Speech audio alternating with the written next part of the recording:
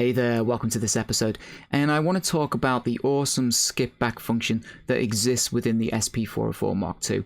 Now, if you have one of these, you might be familiar with it, but if you're not, there's a good reason for that, and it's because it's kind of like a secret option. It's like something that it's not marked on the device anywhere. It doesn't really say skip back, and essentially what it is, it's kind of like the SP-404 is listening to what you're doing. It's kind of creepy in a way when you make it sound like that, but essentially when we start playing some pads here, or we start doing anything, we're doing sequences, whatever it happens to be, you will notice this little mark button suddenly lights up, and that's the only indication really that you get that this skip back mode is active and that it's working. And what it does, let's say I'm noodling around doing some drums, and I'll demonstrate it in a second.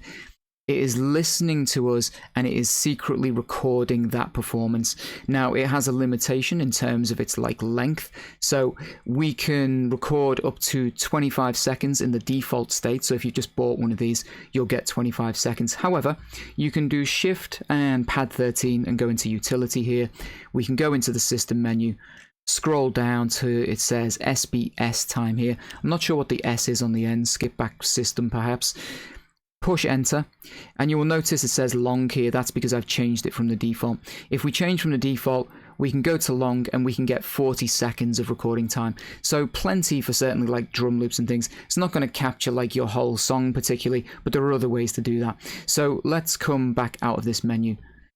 So we've now got 40 seconds of time, like secret recording time, and you will have to watch for this mark button. It's going to illuminate and start to flash once I start playing these pads. So let's do that. Let's record something in. Just going to noodle around with some drums.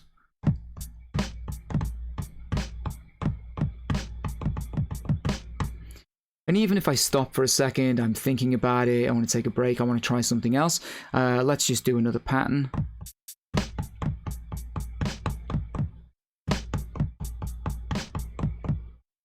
Something like that. Now when I press the mark button, skip back is enabled, and you will see it has recorded our performance for us.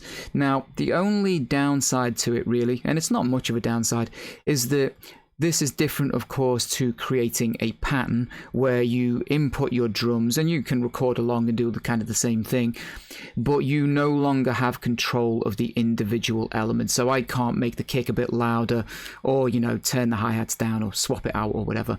So keep that in mind. However, when I'm using things like Koala Sampler, I do that quite often. I like to make sure my sounds are right, that they're mixed in the kind of way that's going to work for me before I start, and then I just resample to another pad, and that's another way of doing it inside of here, because when you have to set up a pattern, get your metronome, and you're trying to work to it, even if you've got quantize off, it can be a little fiddly, it can be a little tricky. Sometimes you don't get it right, you have to retake it. And I like drums that aren't snapped to the grid. I want that little bit of wonkiness, that kind of drunken feel sometimes. This is a great way of capturing little performances like that. And of course, it doesn't just apply to drums. It can apply to anything that we've got going on here. We could have, vocal samples, some chops that we've done.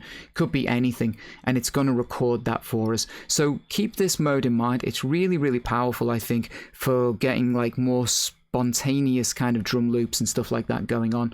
Of course, I could have had a melodic sample and I could have been triggering a whole kind of beat loop here with the whole thing. It's going to capture all of that for us. Now, once it's captured, you'll notice that we don't have a pad here to play the sample. So when you want to hear it, you have to use the sub pad.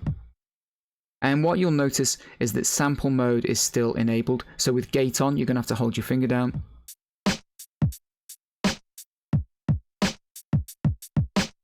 And you can hear the gap where we stopped. And then we've got our other loop there. So we can do the usual functions now. We can set this into loop mode if we want. If we're trying to find the loop, it's going to loop around. All of these sample playback modes still work inside of here. Our main control 1 and 3 are the same as start and end mode. We can find that starting point and, whatever the end point is.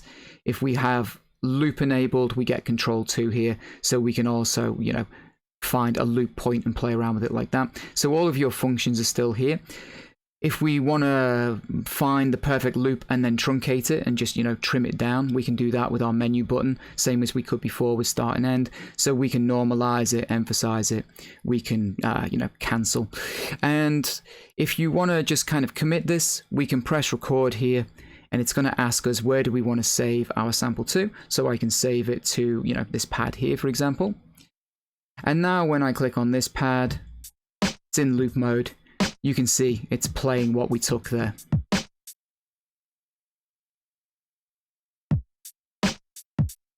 Just stop that. So again, a really powerful tool.